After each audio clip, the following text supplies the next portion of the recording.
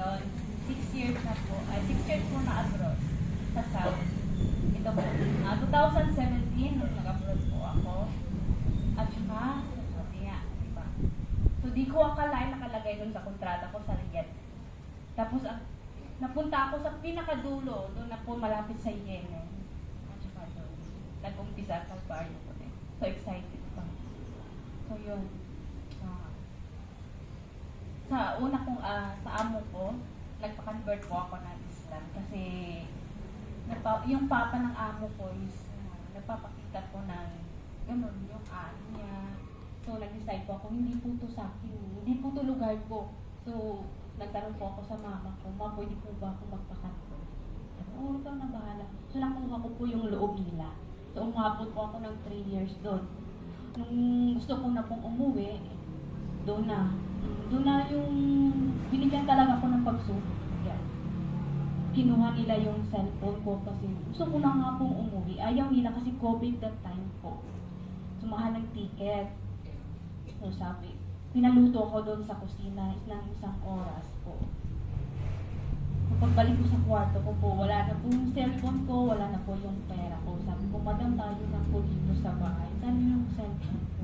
Sabi, hindi ko ninakaw, tignan mo doon sa labis mo, sa kwarto mo. Sabi ko, madam, 3 years na ako dito, ngayon pa nawala yung cellphone ko.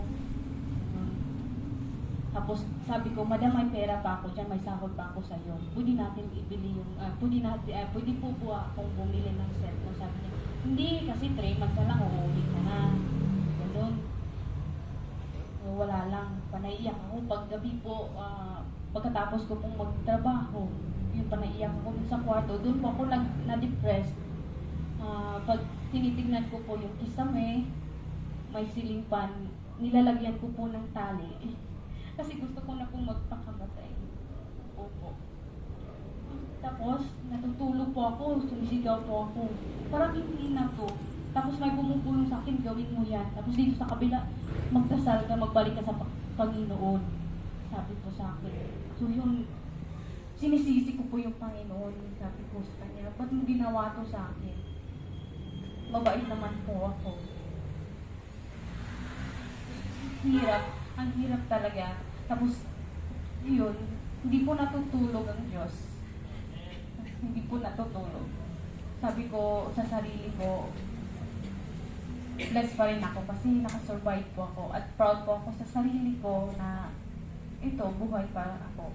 Hindi po madali ma-depress.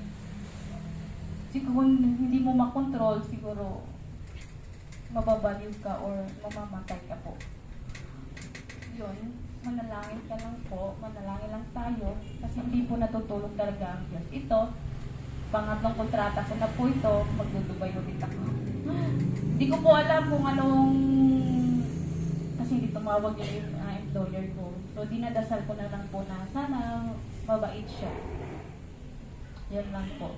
Wag po